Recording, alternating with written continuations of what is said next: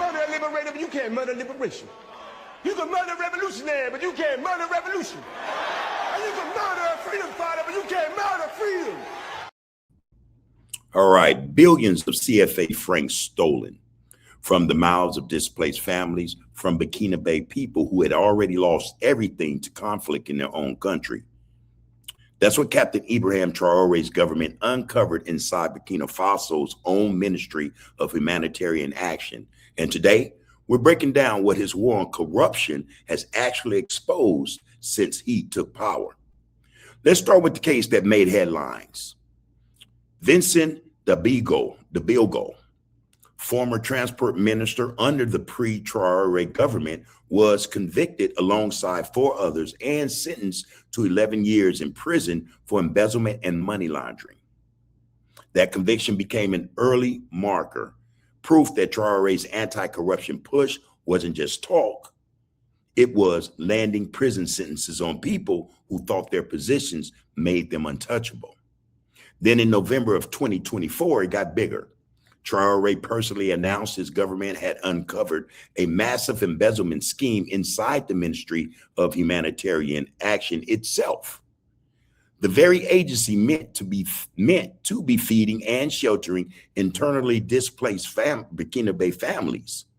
Traore didn't mince words, calling out what he described as people who, quote, allowed themselves to embezzle billions in 2024. Unquote. Investigators seized luxury vehicles, high-value goods, and agents from the National Emergency Relief Agency. Connoisseurs were among those detained.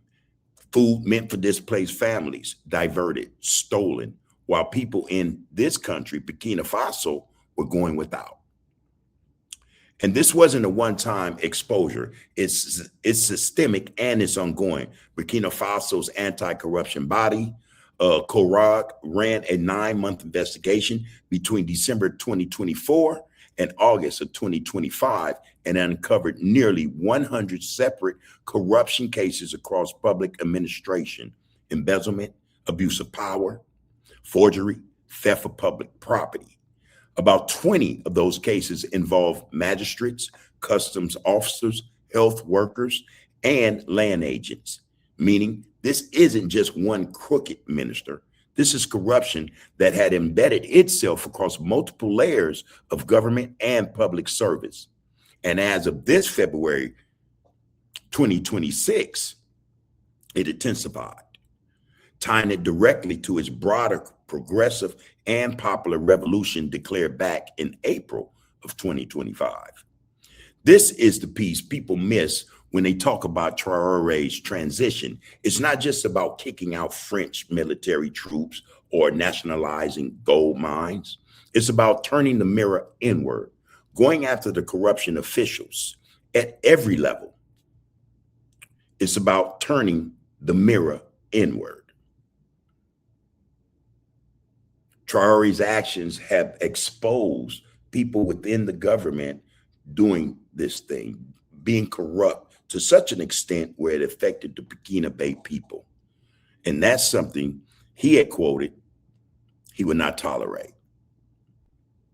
Now, going after these corrupt officials at every level who had spent decades treating public funds like their personal property while the Burkinabe people paid the price, again, in his mind was unacceptable, and it had to be done. That's the fight for sovereignty happening from the inside out, says Traore. All right. Now, again, his actions proves, or they should prove to all those who doubt, his critics, those who criticize his actions and what he brought so far to the Burkinabe people, there should be no wind left in their sails. You know, initially it was, okay, he's corrupt. He's taking the gold and he's lining his pockets and his buddies' pockets with the gold that is meant to feed the people. That same gold that France was exporting back to France, processing and selling, you know, at astronomical prices. Gold that they practically got for free, that they stole.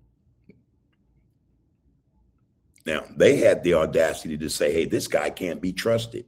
He's stealing their gold. And really what they want to say, well, this guy is stealing our gold, you know.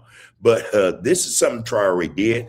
And by doing so, he has changed the face of Burkina Faso's political body.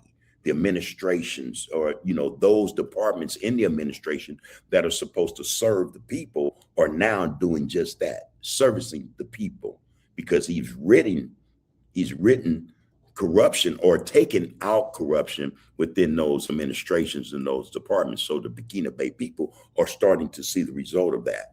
And this is why he has the support he has from the Burkinabe people. Now, that being said, I want to include this clip to give us greater context.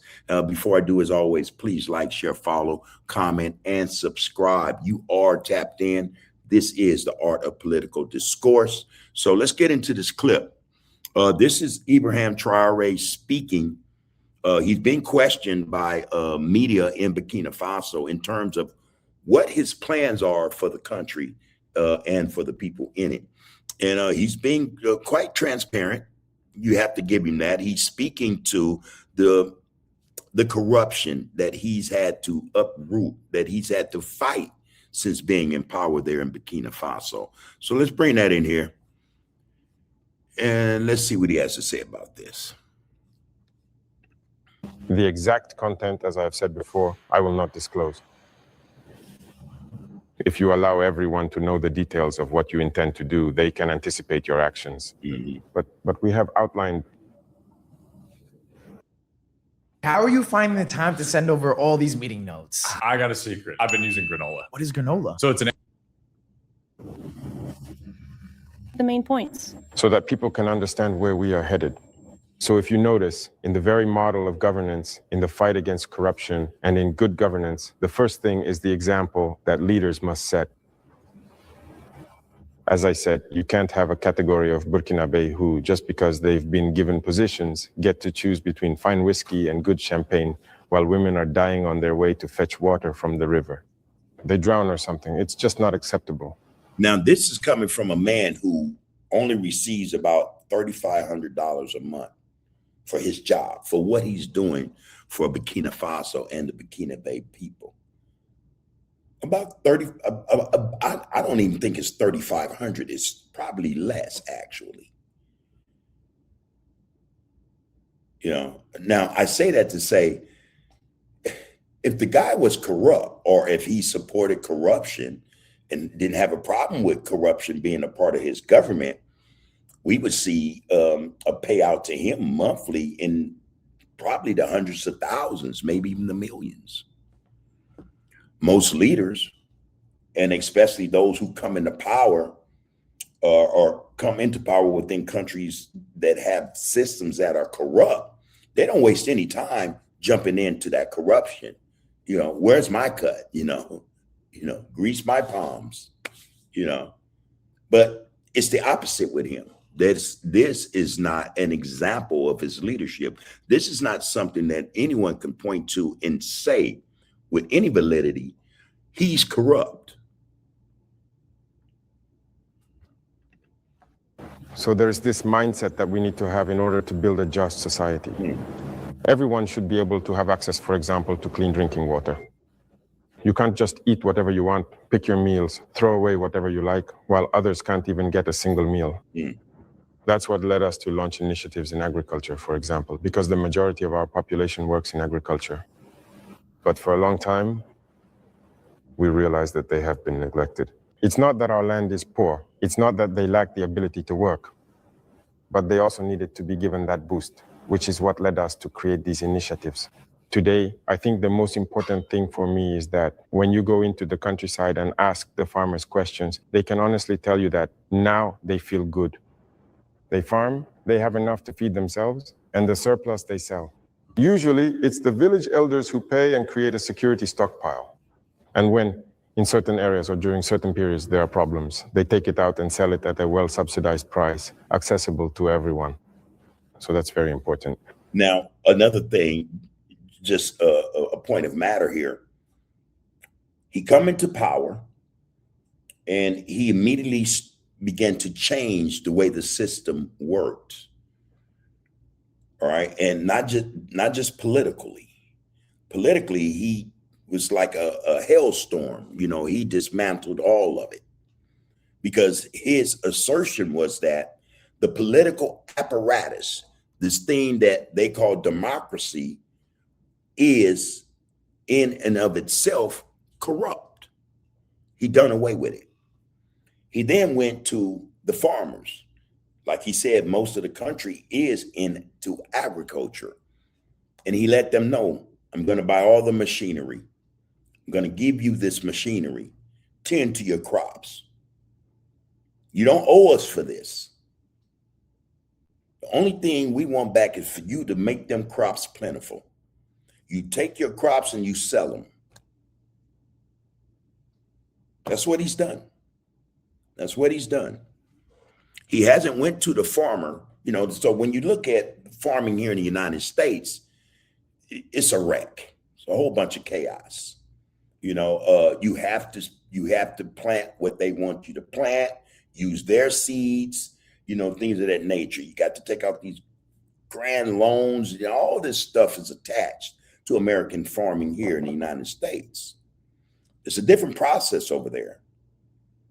We're not going to just provide you with any old seed, for instance. We're not going to give you GMO seed. We're going to give you the natural seed, the seed as it should be. Here's his seed. Plant that seed, tend to your crops.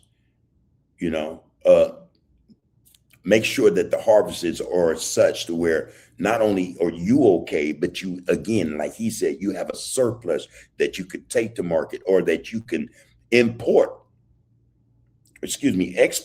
to somewhere else and get your money.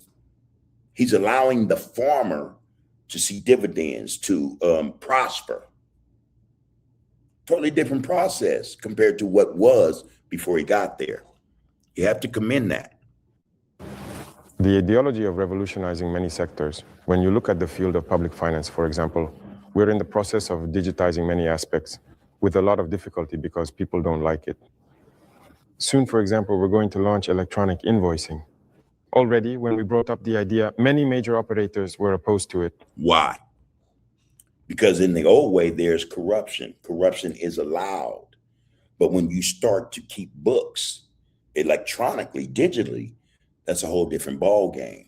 You know, you can't actually fix the books that way. You have to go about it a certain way. And if you don't, there's a red flag that will pop up and say, hey, this don't add up, you know? Why don't they want transparency? Because people have gotten used to cheating, to stealing. It's like a norm. That's what's been established. So all of that and that was established by the West. So France comes in as a colonizer, and then it convinces, West Africa that it has independence, but that independence is incumbent upon allowing France to stay along with its corporations to continue to pillage the land. So corruption becomes a thing of the day. So the corporations come in and, for whatever, they pay taxes to the government of France, but, they're going to cheat. And as a result, that cheating trickles down. So now the whole system, the whole process is all ran on corruption. Change. When it comes to infrastructure, there are a lot of things. The area of public procurement and everything related to it was actually the most corrupt sector. So you're an entrepreneur, you come to see us, we give you the contract, you overcharge. Then we give each other something under the table. That golden rule. And so when someone even comes with a different idea, you're automatically excluded. You're not allowed. If we let that continue, I don't think we could ever get out of it. We wouldn't be able to pay for weapons. Because as I said, if you don't achieve economies of scale, you can't equip yourself.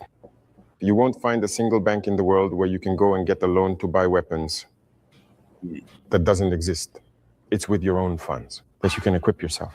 In any case, we never had that opportunity. And if anyone knows of one, maybe we'd be interested.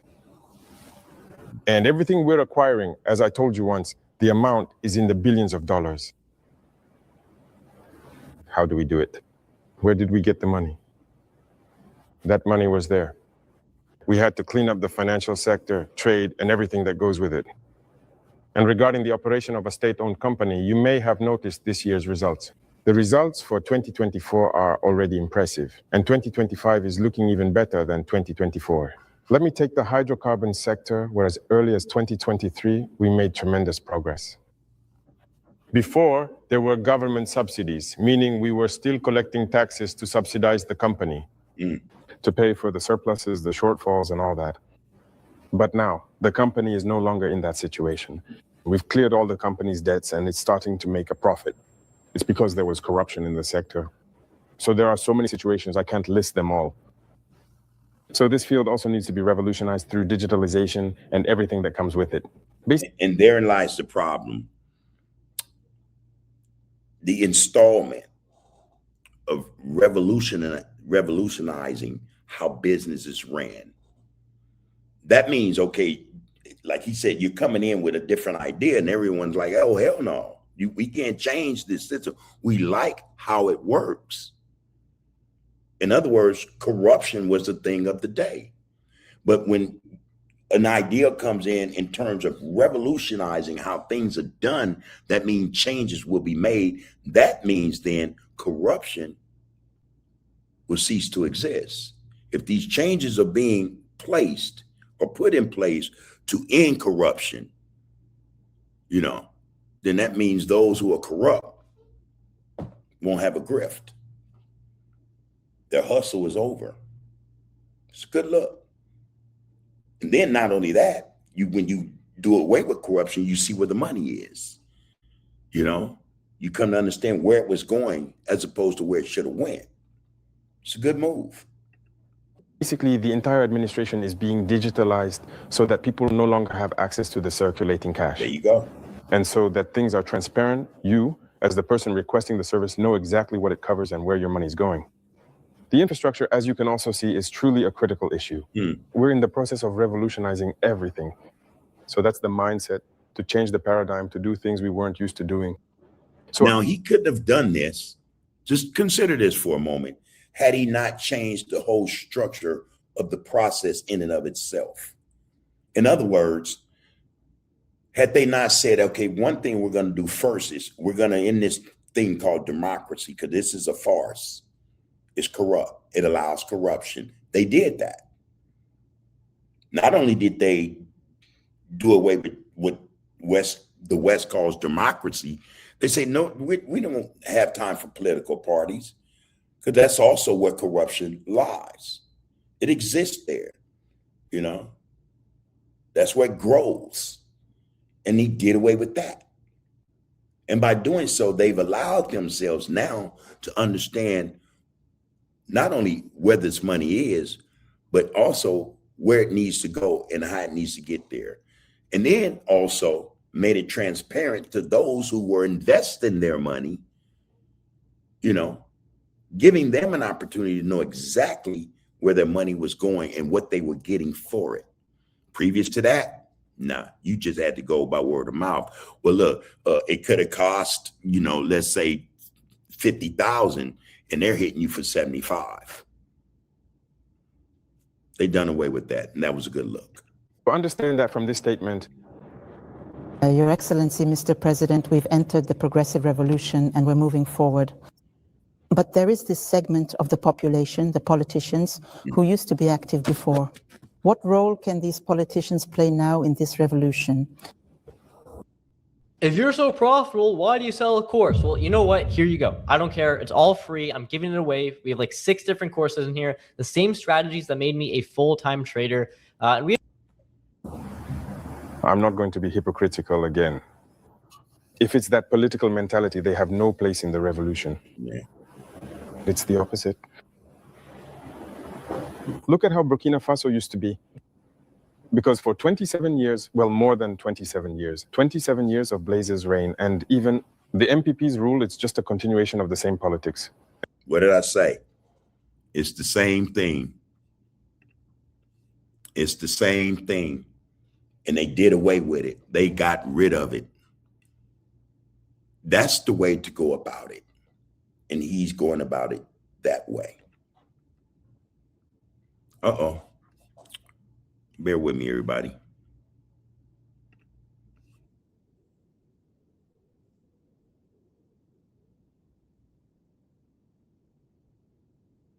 Hmm.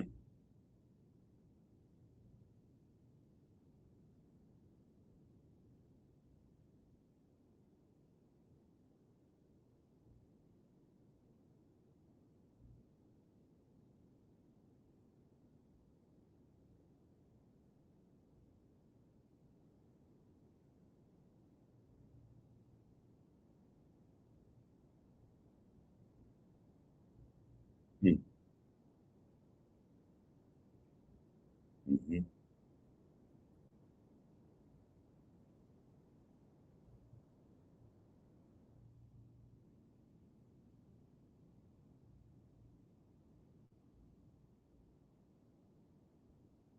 Corruption.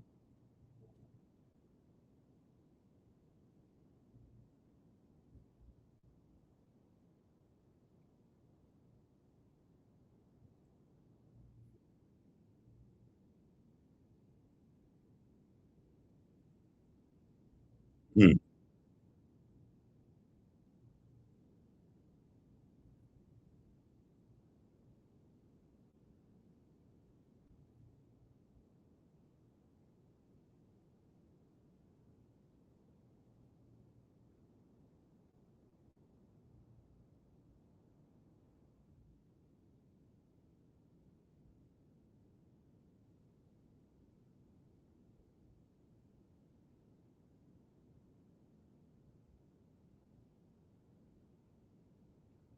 Mhm.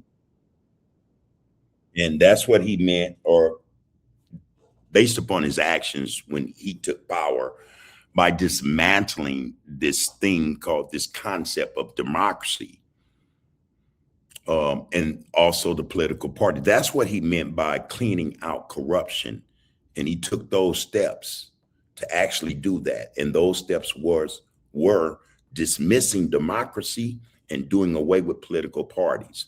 Now they have a revolutionized system where they understand corruption does not have a place in this government. Corruption is based on bad politics, self-politics, selfishness, and he done away with it. And you have to commend the guy. They are doing things that they were told were impossible to do by the West and some African countries. Let's be fair here.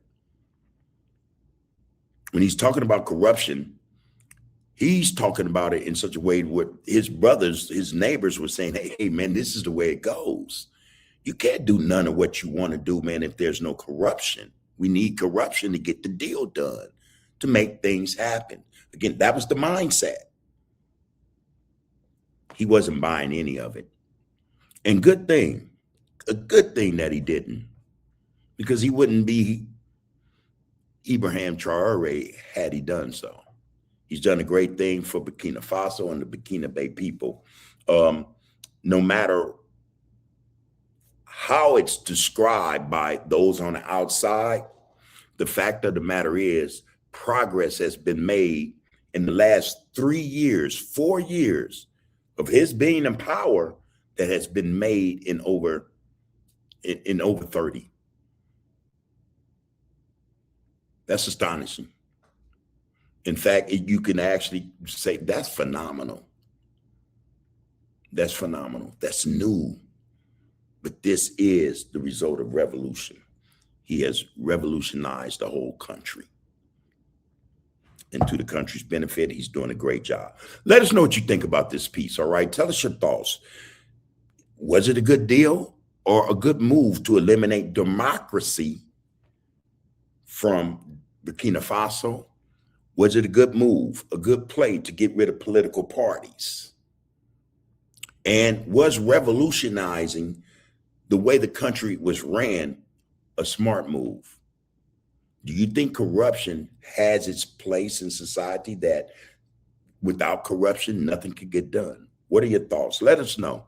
Speak to us, drop them in the comments, all right? We're more than willing to respond to any of you guys' comments about this piece right here. Until next time, you guys take care of yourselves and each other. You can murder a liberator, but you can't murder liberation. You can murder a revolutionary, but you can't murder revolution. And you can murder a freedom fighter, but you can't murder freedom.